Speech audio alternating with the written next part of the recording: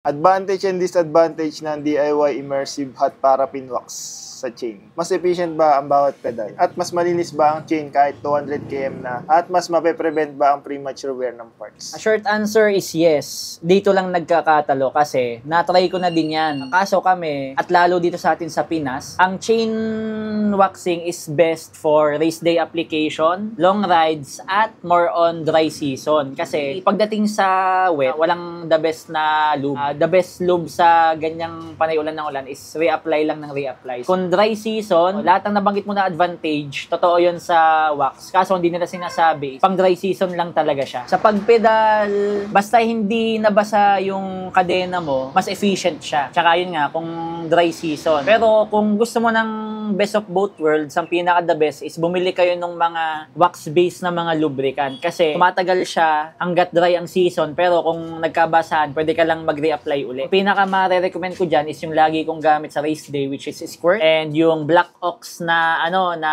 Carnauba based na wax. Tapos basta mga wax based na lube.